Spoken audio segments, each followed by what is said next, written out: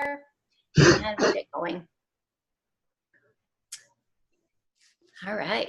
So welcome to our first Women Built to Scale webinar of 2019.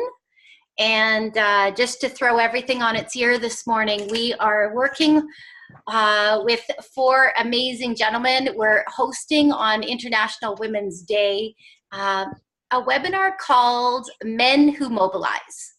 And the whole purpose of today is expanding on the conversation that we've started last year about what is it that women most need to reach their potential as leaders in their everyday lives, whether that's in business, in their community, with their families. What does that look and feel like? So we went through a lot of topics last year about building women to scale and what that means to fully access everything that we have to offer. And a really important part of the conversation is the balanced part of the equation, the men, which I like to say, the strong men in our lives. So when I was pulling together this webinar, I thought about who are the, I think we all have in our circles, we have our closest circle, and it kind of goes out from there, and it goes out from there in our relationships. People that we just naturally gel with, people who we have fun working with, people that we have great relationships with. And I started to think about who are the men in my life that have been like super supportive over the last number of years, and that I've had a lot of fun working with. And I reached out to about, I don't know, I'd probably say a dozen gentlemen, and of course, schedules are full and busy. People were traveling, but I was able to corral the 4 amazing gentlemen that are joining us today. So without further ado, I'm going to introduce you to some friends, some colleagues, some collaborators, some mentors, and some really great guys that I have relationships with. And I'm really excited to introduce you to them. And we're going to have a discussion today on International Women's Day about men who mobilize. So thank you for your persistence from Ottawa. I'd like to welcome, I'm going to introduce all of you, and then I'm going to back up and get you to expand on that introduction. But I'm going to introduce you to Mark Marcellet Nawagabo. And Mark is with us from Ottawa this morning.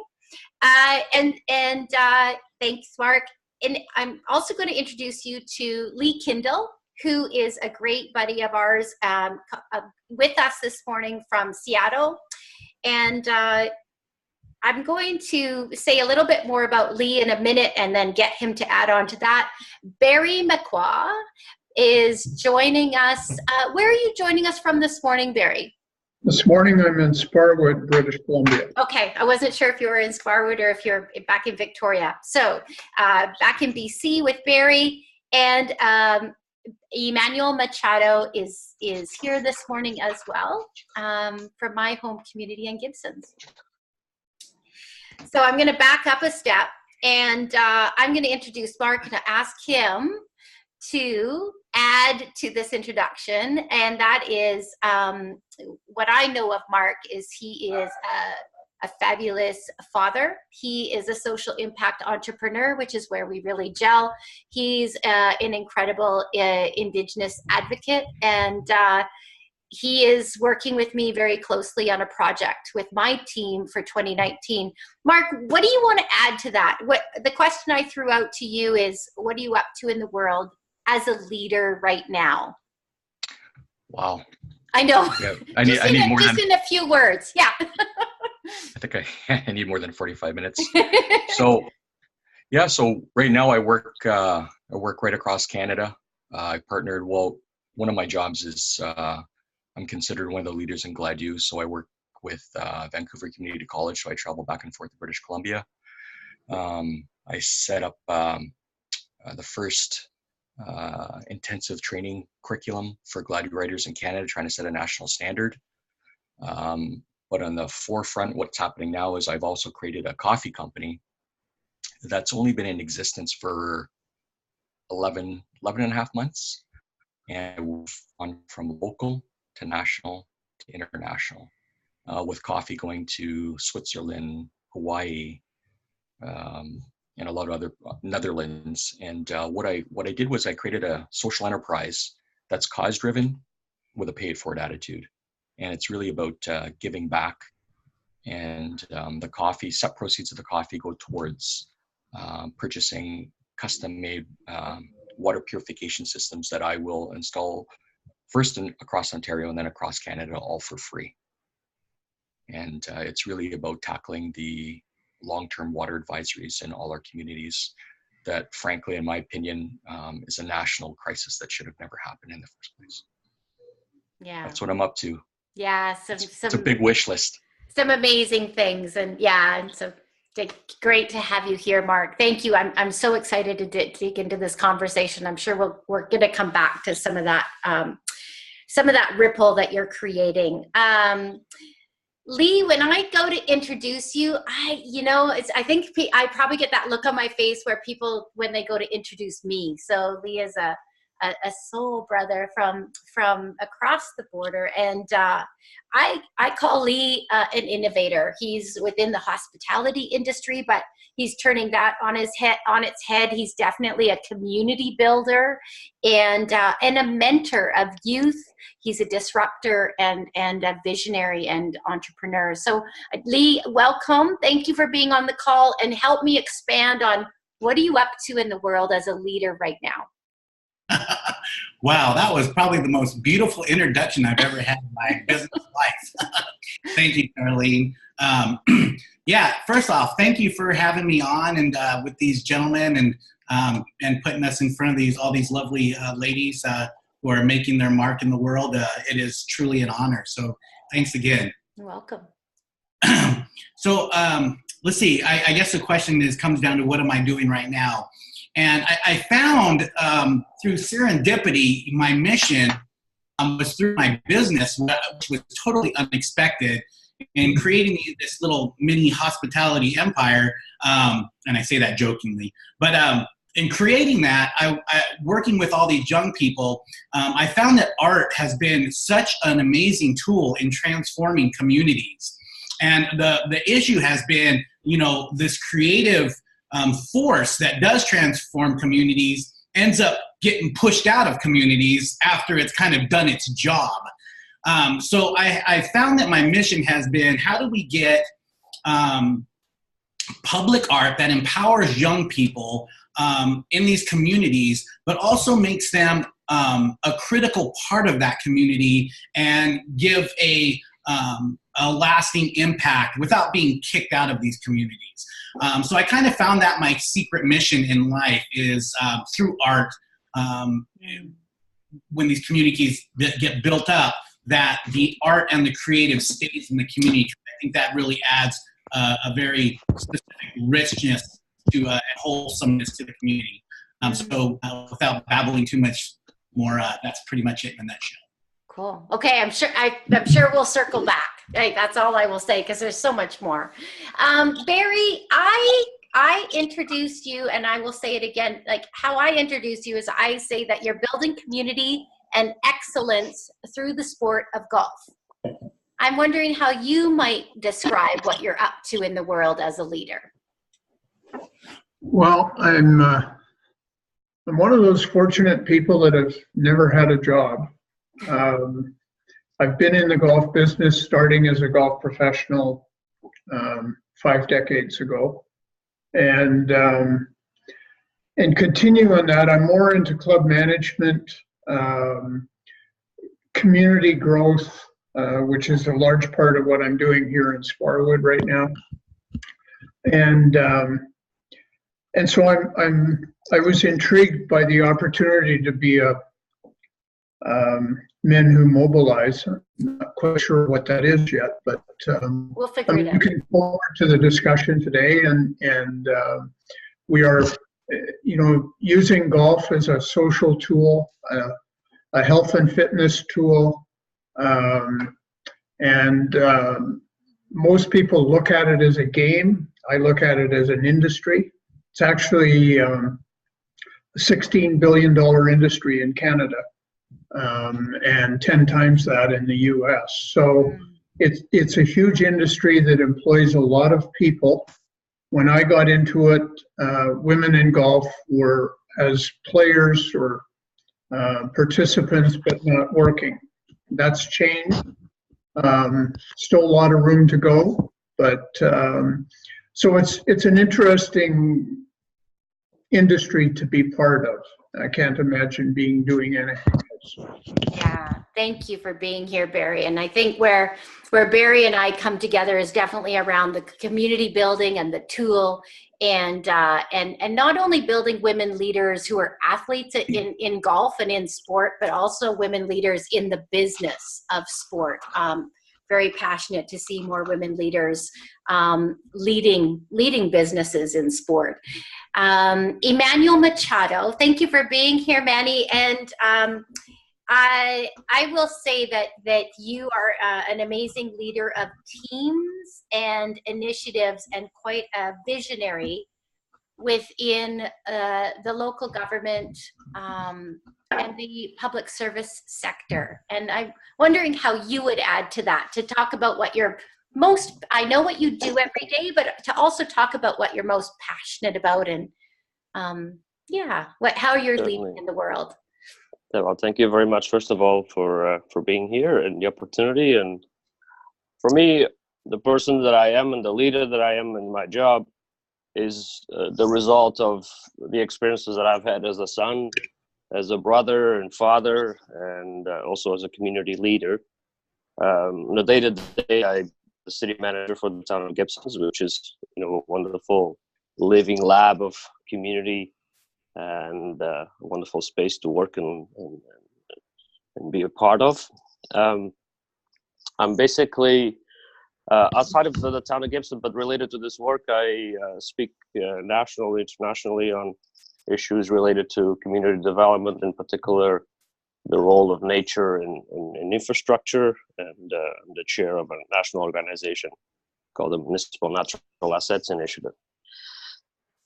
Every day I'm surrounded by strong teams, and particularly teams that are led or supported by women, and that makes me incredibly fortunate. At home, my wife leads our team with our 2 girls and my mother-in-law, and so I'm very fortunate, and a lot of who I am as a person comes from my interaction with them. And here at work, whether it's in council and within our senior team, we're surrounded by strong leaders as well, and of course you contribute a lot to that sense of leadership in our own space here. I see very much my job as to, in some cases, lead those teams, and we operate on sort of on the basis that what we do every day is to try to find practical solutions for impossible situations, and sort of just a way to show up with a appreciative inquiry.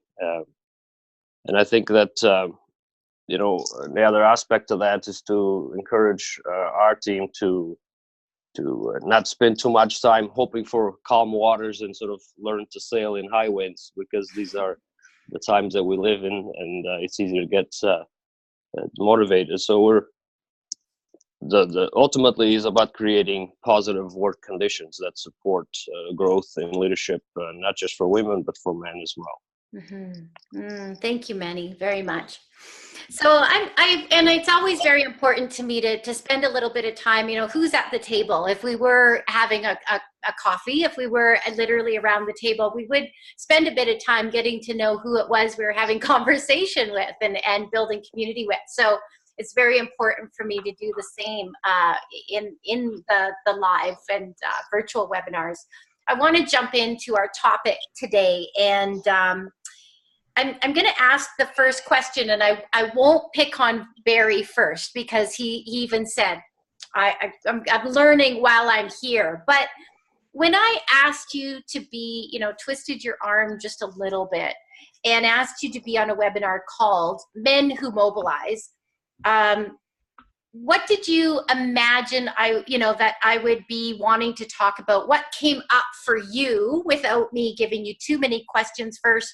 And I guess what's most important that comes out for you in the discussion today? So just when you hear that phrase, Men Who Mobilize. And for the participants on the call, ask you the same thing. When you hear the phrase Men Who Mobilize, what does that bring up for you, just hearing that phrase? And Lee, I'm going to go to you first. Just a sentence or two. What does that make you think of? Well, if you don't mind, I'll go over a couple of sentences because I was really excited when you asked me this. So that was one of the few you didn't have to twist the arm with what you're doing. First off, like Manny, I am completely surrounded by women. My main managers of my businesses are women. My business partner, she is a powerhouse, as you know, Nancy. And then many of my close friends are really powerful women that are doing a lot in the community. So without realizing it, I was already a man who mobilized just from being involved with these women. And I think that the reason that I enthusiastically said yes was simply this, that as men, we simply have to be leaders, both in just the movement of women's rights, basically, and we have to have a voice in it. We have to participate. And one of my really dear friends who is just pulls no punches, basically said, you men need to participate. Just flat out said it. And it really kind of struck me that we do need to participate. And that's why I jumped in and was really excited about this. Thanks, Lee. Thank you. Yeah, Mark, what does that make you think of? Men Who Mobilize. What comes up for you? I'll just add too that just the same with the other men too, is that my team are all women, and my wife, my partner, my lifelong partner plays an active role in helping me really promote Birch Bark, and I'm so proud of her. But when I look at this question, I think two words that come to mind are supportive roles and encouragement, and really about, when you take on a position like ourselves and, we play leadership roles, it's very, very, it's a powerful position. And I think that it's very important for us that the footsteps that we leave behind us as a First Nations person, I have to make sure that our next generations have proper values and beliefs. And I think we have to encourage them to speak out, all people to speak out, especially when it comes to, solidarity in women, and really allowing them to have a voice and supportive roles. And, traditionally in my communities, I don't stand behind my wife or in front of my wife. I stand beside her. And for me, it's just an honor. Mm-hmm. It's an honor to be here, to be able to talk. Yeah, thank you. I think it's important for us to start having the conversations, and I know they are having. So maybe I'll say to evolve the conversations, or to make them more common and less awkward, and just I can think back to some of the best experiences that I've had working with men, and as Manny knows, I'm fairly comfortable being the only woman at a table, but that is because I grew up with 4 older brothers and 4 male cousins. I was often, and it's that interesting conversation of, you don't need to treat me any differently, because I want to be an equal player, but respect that I may have different perspectives on things, or I may answer differently or listen differently, and maybe I can learn things from you and you can learn things from me. And that, to me, it is really as simple as that, is treat me as an equal player, but respect how we might be different, and maybe look at things slightly differently so we can learn from each other. And those have been the richest experiences and exchanges that I've had, were those ones that came from that place of equal respect. And I know that you have to give it if you expect to receive it. So I try to always approach, I'm going to jump to Manny in a second here, but one of my favorite quotes is, expect magic in every encounter. So in those times where I feel the most angst about something, I try to go into it expecting magic in that encounter. It doesn't say expect magic in the next encounter you have with men, or expect magic with your next encounter with women. Just expect magic. as we interact as men and women and we connect, right? Where are our commonalities? And Manny, I wondered if you had any thoughts on that, like how do we take it that next step, or where does it maybe look, you know, in our day-to-day interactions? How do we take it from it's been not bad and maybe it's getting a little better, or maybe it's stalled? Like, how do we keep moving it a little bit forward? Any thoughts on that? When I got your very early in the morning email, which is a few of us are already up, you know, first thing that came to mind is I would find the family environment, irrespective of the type of family that we all have, it's a bit of a microcosm of what's happening in the community in our lives. And so to that end, you know, two things came to mind, sort of looking back and looking forward. Sort of looking back, I was thinking about, you know, the women in my life as I was growing up that had very different conditions and challenges that the women that I live with today have. And so it's sort of, but I didn't want it to spend too much time sort of looking back and more focused on what are we doing today. And my daughters are give me that strong sense of responsibility that I have. And it's all about mobilizing them and empowering them. And in that sense, ensuring that they have independence, financial and otherwise, and that they are respected and appreciated and feel, you know, supported to change the world, really. So those are sort of what I was thinking with your call, and I appreciate the opportunity. Thank you. Barry, I know we talked a little bit about this the other day, and I wondered if you could reflect on it. I think the one commonality that all four of the guests today have is you have at least one daughter. I believe all of you have at least one daughter, if I'm not mistaken. And so I thought that was interesting, and I wondered if you could reflect maybe, Barry, just on what Manny was saying about that sense of responsibility. I'm not sure if you can do the same looking back in the relationships that you've had growing up with women, the relationship with your own daughter, and the relationship that you hope for future, you know, daughters within the family line. Just kind of wondering if you could speak to that sense of responsibility, or if you feel that things are moving forward or changing, or are they staying the same? Do you have any? I know you had interesting thoughts about kind of your experience and what it's been like for you working with women and within your family. Well, thanks, Charlene. Going back to your original question about Menwhomobilize, my initial thought was leadership. I've never thought of myself as a leader, although if I reflect, I can see where that would come out. I don't carry a sense of responsibility where women are concerned. My wife and I are going to celebrate our 50th anniversary this year. Wow. And initially when we met, I didn't know if she could boil water, much less whether she was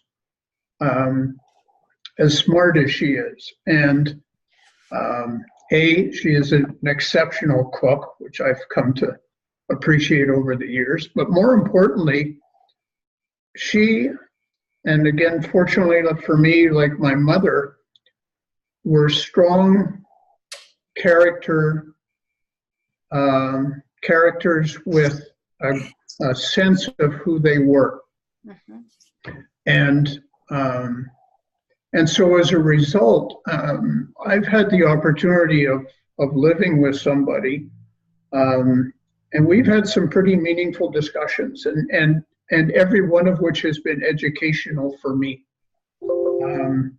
I'll give you a little sense of from a business point of view. Mm-hmm. the golf club I was at in Winnipeg, and I'm going back into the the early 80s now, was a typical private golf club where men were the members and their wives were allowed to play. And in that period of time, we were going through the transition where women were starting to expand their roles. And we had a situation where women who were making good incomes and had important roles in business wanted the same privileges at the golf club as men had. And in this time, men would command the first tee on Saturday morning, and Sunday morning women could play in the afternoon. And a couple of women at the club started to ask the question, why, if I pay the same money, same dues as a man, can I not have the same access to the first tee? And Southwood was actually the first golf club in Winnipeg to actually make that happen. That was a real awareness opportunity for me, because I started to think about things differently. And it's continued to this day. I've hired a lot of women. I've worked with a lot of women in golf and in other organizations. And so really the opportunity to just be part of this discussion today is just another learning opportunity for me. And I'm sure it won't be the last. So thank you. Well, thank you. Thank you. I like how you put that. Thank you for being open to continue learning. That in and of itself. And I'm going to jump to the participants using the chat if you'd like. Barry brings up a really interesting point about just still being open to learn. Like, he's been married for 50 years and he's still open to learn. Like that, I think that says something. So to any of the guests on the call, I'm going to just, if you would like to participate in the chat, if there was one thing, because one of the questions I have that I'll just kind of remind our guests about is, if there was one kind of takeaway that we could start to practice, or we could even improve upon to continue to build the strength of our relationships. If there was one tangible takeaway that you could leave us with, what would that be? What could you do better? What could we do better? So I'll just ask the guests to start thinking about that. But in the chat, I'm curious with the participants, if there was one thing that you would love to see acted on, like a tangible action that would improve the relationships and build stronger teams and stronger interactions between women and men, between female and male leaders in different contexts. And I know it's a bit of a broad question, but if you had the chance to kind of say, you know what, I think this is one area where we could still really improve on, I'd be curious what the participants would say. And again, the chat's open if you have a thought. I'll give you a couple of really easy examples, because I think sometimes we make this harder than it is. So I'm going to kick it off. I'm going to give you two examples. When I was just early on in my corporate career and worked in a very male-dominated environment, my boss had a nickname for me. And no matter who he was talking to, he called me the Amazing. And it was just this little nickname. Thank goodness he called me the Amazing and not the something else. But and he would, whether it was to a colleague in the office or someone visiting from the stock exchange, he would say, have you met Charlene? Have you met my assistant, the Amazing? And it was this little ongoing joke for us. But every time he did that to a young woman who was trying so hard to fill some pretty big boots and to do a good job and to just kind of earn her chops, it was a little thing, but it was a huge thing for me because as one of the guests said, I was just trying to figure out who I was and how I was contributing. And I think, it doesn't have to be hard. It's these little steps to mobilize don't have to be, none of them are big game changers. They add up to be game changers. So I kicked it off. It's a simple thing, and I'm going to turn to the guests pretty quick. But just one comment from Kelly, and thanks, Kel. It's about, her comment is, it's about opening the dialogue and just having honest conversations about where our biases still are, and if we recognize them, are we aware of them? Like Barry said, I'm open to learn, and just being open helps us to be aware. It doesn't necessarily mean that it's wrong, but until we talk, we fail to acknowledge, and to build that acknowledgement and awareness is often the first step. Very much agree. Sometimes we're not even aware of what we're doing. That could be stronger, could be easier, could be better. So I think we are making strides forward, but in some ways I feel like we could still be doing so much better in across Canada and globally. So curious, Mark, I don't want to put you on the spot, but I'm wondering if there is a takeaway, if there's one small thing that you could suggest as, what is Menwhomobilize? What's one small thing that you could, either you or we or men and all of us could do that would continue to improve on where we're going with all of this?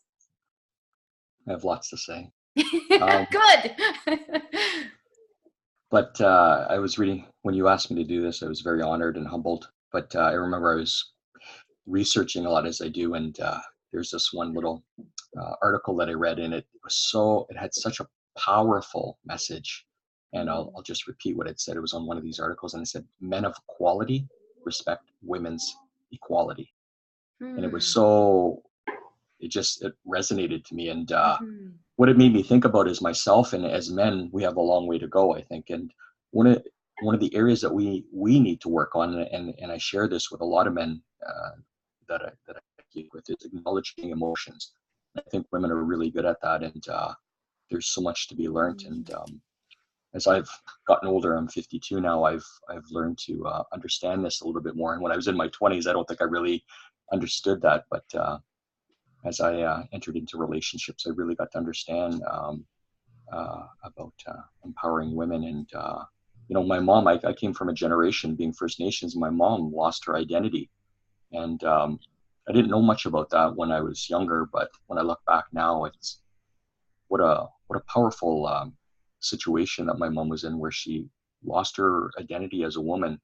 So I acknowledge that with her now, as she's gotten back her identity as a First Nations woman. And it's so important to get these messages out there and share with people.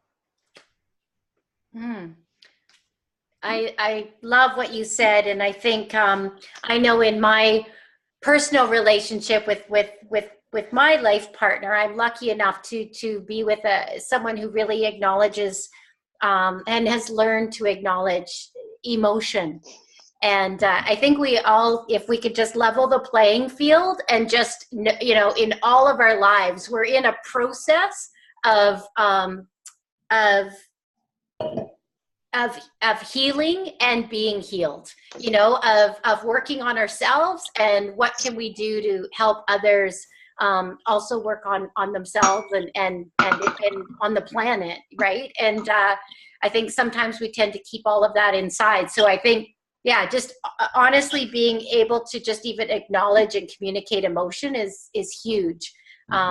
It's one thing I definitely tried to practice in a political setting, which is not common.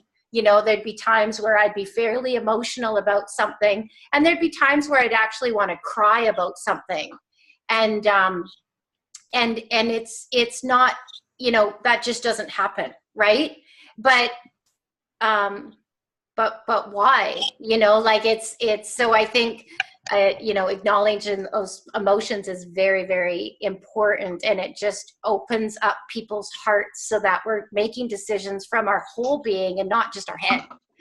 So Lee, what do you think? Like if acknowledging emotions is one thing, what's something like in terms of creating that space where relationships and interactions really thrive?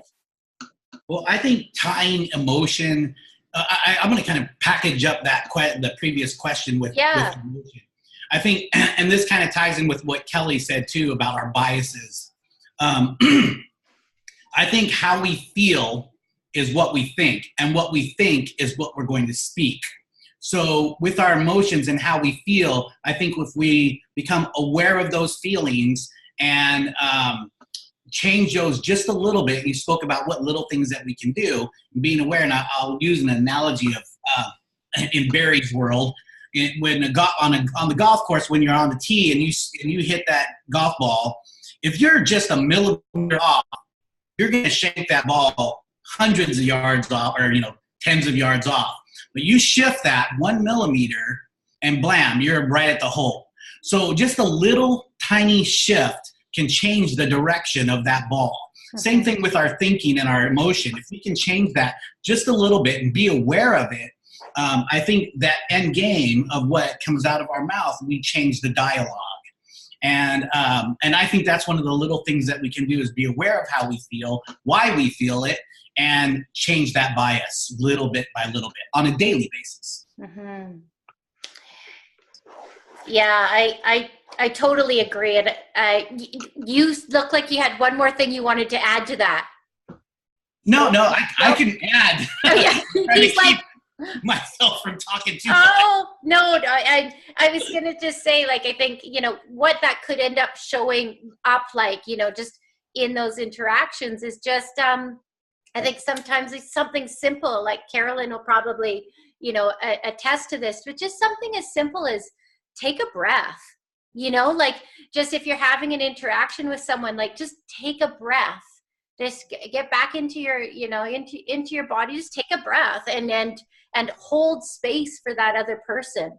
Hold a little bit of space and listen to what they have to say or they're trying to contribute.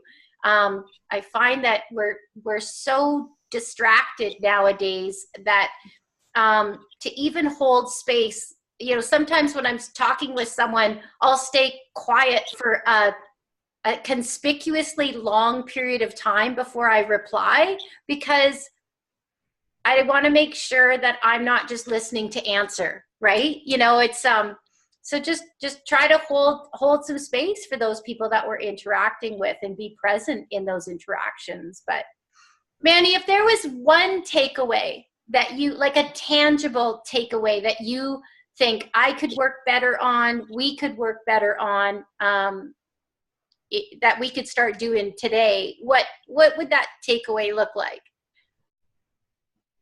I think for us here, what we try to create is actually walk the walk. In that sense, is those conditions actually I found them to be to create positive conditions where women and men can thrive. In our experience, has only been good for our own organization. And so practical things that we do is recognize that tell all our staff, your family comes first, and that just to allow them to recognize that people, when they come to work, they come with the rest of their lives, and it's not fair to sort of just ask people to leave all that behind and just show up with their credentials, in a sense. Mm-hmm. Allowing plenty of flexibility in the workspace and schedule, or working from home, or the types of variables that recognize the facts of life, that things happen, especially when you're raising a young family. And changing old norms as much as possible. We commissioned a video a couple of years ago to demonstrate a process that was happening related to development, and the folks that we hired, the video, in essence, it was sort of a classic, the guy was the engineer and the girl was the assistant, and so on. So didn't want to miss that opportunity to recognize that we have very capable women engineers and that lead teams. And so our video is sort of gender adjusted for that purpose. And I thought that those are the little things that we can and should be doing. And for my actually, it was my younger daughter that pointed that out. I was showing the video to her. I wasn't even aware of it. And she said, "Oh, why is always the guy that is the engineer?" Right? So with no option but to change the video. Yeah, good And for her. aside from that, I think it's important in my position to mentor and to coach. And there's always time to, whether it's young students that want to get into local governments or young professionals or young leaders, to provide opportunities. And so just showing up and using our positions to support women going forward. Yeah, I love that. Sorry, my internet connection is a little bit weak. I hope it's okay. I'm gonna talk about coaching and mentoring in a minute. I'm gonna segue here ever so carefully. Barry, I'm curious if you have a takeaway that's burning in your mind, something that we could work on as teams. The one thing about your story about changing the tea times or the availability of tea times that made me think, kind of think about, as you know, part of the work here at Powerhouse, we're pretty passionate about helping women to find their voice. And I think about your story, and that woman had to speak up. She had to kind of come and say, like, hey, why do I, this isn't fair. Why am I paying the same and I don't have access?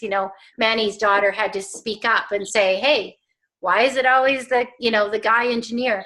And so I think in so many cases, it is our responsibility as women to speak up. We have to find it within us. If something's not right or appropriate or we want or need more, we have to be able to speak up. But I also think the easier and more receptive the space is, the easier it is to speak, right? And so I guess I'm trying to play with, how do we just create that space where it becomes a little easier to communicate what we need or what could be better? And I'm just wondering, takeaways or what's on your mind? Well, as I've been listening, there's a couple things that come to mind. Given the benefit of age, I found myself thinking about the fact that my father would never have had the opportunity or have been included or witnessed an event like this, a discussion like this. That just was a generation apart. So then there's my generation, and that was in a period of change that is still ongoing. I think it's important that every human being recognize that while men and women have their differences, they're all, in the end, they're all human beings. And I think there's a lot of opportunity for growth in the way we think about other people generally, be they men or women. I read something not very long ago that really struck me.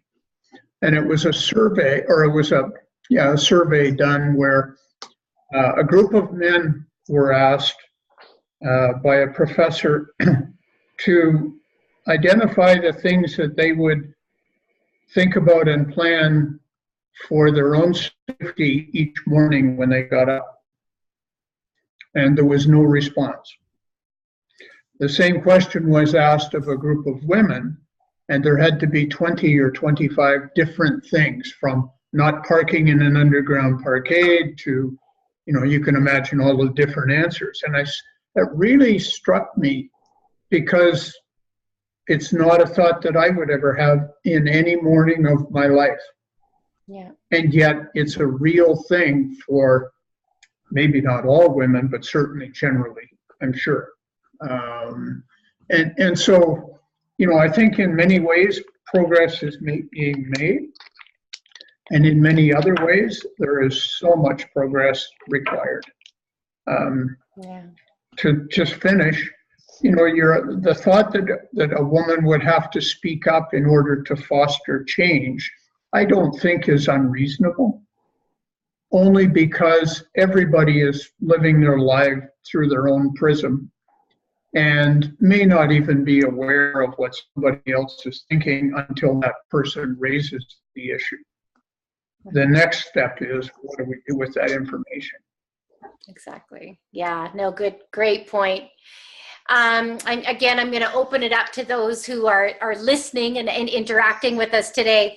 I'm going to segue just a little bit for our last 10 minutes about the conversation about mentoring, because I think where we all are definitely on a level playing field is that, and I'm not talking about formal mentoring necessarily. The level playing field is where are our common values. And I think our common values is where I think we're all trying to leave this place and this space better than how we found it, and leave it better for our kids and our next generation. And there's something that we've been talking about here at Powerhouse, and I'm going to use it to kind of introduce this last question to the speakers, and to ask you about your experience about coaching or mentoring, or what you might be open to, and also with the participants, what you think about this idea or what you might be open to. Last year, one of our speak participants talked about, and she's a First Nations businesswoman from Saskatchewan. She talked about her experience as a young woman, I think late teens, early 20s, fairly lost, and where she was working, I believe it was in a coffee shop. This couple would come in and have coffee day after day, have coffee. And they would be one of few people to ever acknowledge her or even give her the time of day. The whole basis of her talk, and I can share it with you if you'd like to hear it. It's a recorded video. The whole basis of her talk is take 10. Take even 10 minutes to have a short conversation with someone, to show them that you see them, that they're of value. You never know the impact that even 10 minutes can make on someone's life. And I have to say, a year later, that talk has deeply impacted me. And that whole idea of just 10 minutes, is there 10 minutes we could take this week or a couple of times this week to reach out to someone, to just be, maybe not even plan it, but be open to someone who is younger, perhaps, in need, perhaps, and not just our typical conversations, right? So anyway, that's kind of how I'm framing this last question. I'm curious what you think about that take 10, or what coaching, however you'd like to answer it, what coaching or mentoring looks like for you in your life right now for that next generation. And Mark, I'm going to open it up in your direction. Yeah, I was just thinking about that. It's very powerful what you said, and it's part of my purpose why I do what I do, and part of that mentality of the pay it forward attitude, where I believe I have lots to share with people, and I have to, like I said earlier, make sure that what I share are really proper values and beliefs, and that, through our, and I keep going back to being First Nations and our traditions about storytelling, and really I think is the key, like sharing information to be able to move people, to action, to really empower people to be able to feel that we've created a safe environment, that people have been given respect, and that we have to commit as people to be able to shift what the norms are. And I remember again another article I was reading about being a father. It's important in those few seconds, like you said, with the sons that we have, that we instill in them, again, the proper values and beliefs about respecting people, about consent, about safety. And I think that is a very powerful message as a parent, as a father, that I can give to my children, but also to my sons. And that's how we shift the way people think. Yeah, I love that. You know, creating that safe environment and creating new norms. I think that's what we're trying to do. I think we are trying to create a new norm. And there's another video that I shared on my Facebook, and I'm happy to share it again with you. But it was just yesterday's speak in the BC legislature by Sonia Furstenau, who's one of my favorite BC female politicians. But she talked about International Women's Day and what we're really trying to do. And she just said it's not enough for women leaders to have success in a man's world. What we're trying to do is create that new, what does the new culture, the new norm, the new the new environment of leadership look like, where everybody can thrive, no matter their background or gender, or, you know, what the situations they come from. What's the new norm? And I think that's what drives me, is what's the new norm. Lee, I'm going to segue over to you. You can take this at any angle you want. We're kind of talking about mentoring. Yeah. So I did not choose to be a mentor or a leader. It actually, I guess I can say it chose me. And what I mean by that is I deal with a lot of young people, and it was kind of a forced issue upon me, but I accepted that responsibility lovingly because I care. And as I got into that, I think the greatest lesson that I learned in this was exactly what you said. It's about listening, and listening in that safe space, and then acknowledging what these kids or anybody has to say, and not just, I'm a fixer. So when something happens, I have to fix it. And that's my intuition, is to fix it right away. But what I learned as I kind of came along and grew as a leader, I guess, is that, you know, listen also to what the solution is that they want. Acknowledge what's going on with them, and then listen to their solution. And then you work together. And I think that's kind of the big picture thing right here, what you're talking about and where this is leading into. And it's about us as men, listening, of course, and then acknowledging it, but then also not just try to fix it, but work together to fix it. You know, and that's a responsibility that I'm still learning to kind of let go of, I say, but I think that's really important in a nutshell. Thank you. Yeah, it is. Barry, I know you've got to run here in just a couple of minutes. I'm wondering if you've got any final thoughts around mentoring, or just final thoughts before we wrap it up today. I know you've got another call to jump into.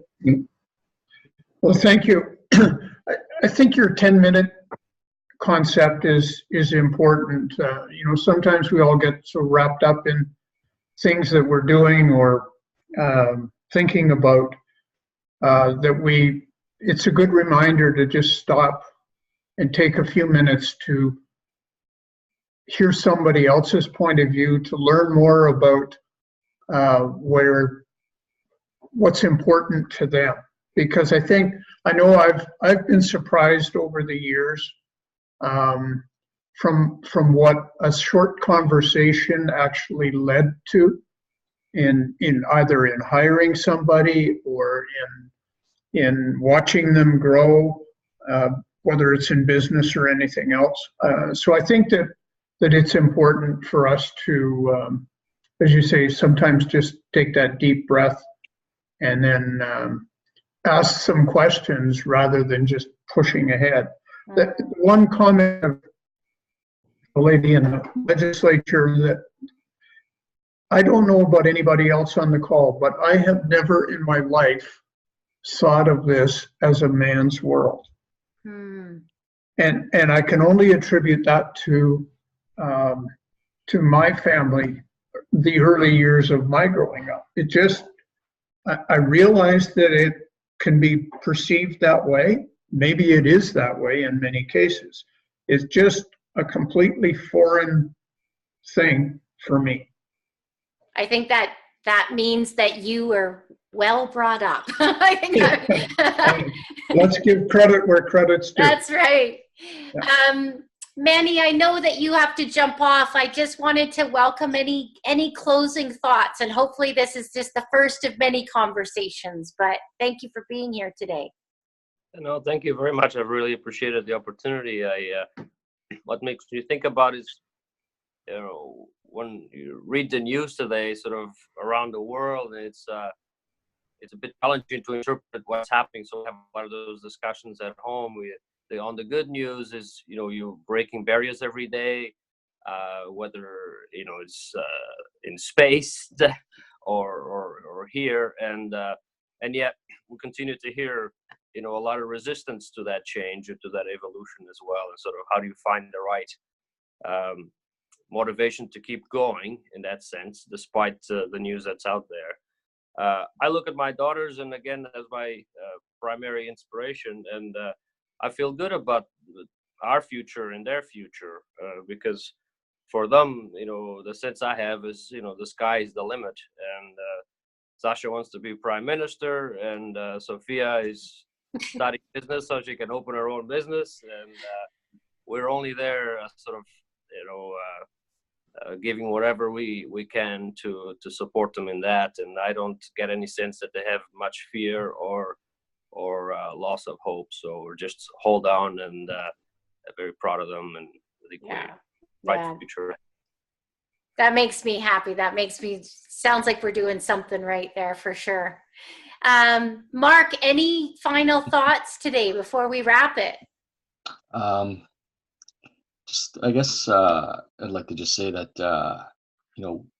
knowledge and words that we say to people and when we meet people is very powerful, in the sense that you have no idea about what's in front of you when you're talking to people, and whose life you're going to impact or change. So it's very important, I think, to really speak wisely and with truth. And like I said, a youth, you could possibly change their life in 10 minutes. Mm-hmm. So it's very important to me to really acknowledge that. Well, in closing, I would like to I'll echo Kelly's comments that she left in the chat, because I feel exactly the same. Thank you so much for being the men who you are, that stand beside and support the women around you today and every day. Thank you so much for your time. So thank you to the guests and to the participants today. And I will definitely follow up, because I want to make sure that the guests have an opportunity to get to know each other. Some very amazing gentlemen. And I look forward to future conversations. Thank you very much for joining us. Happy International Women's Day. Have a great day. Thank you very much. Thank you. Nice day. Take care. Thank you, Sean. Bye.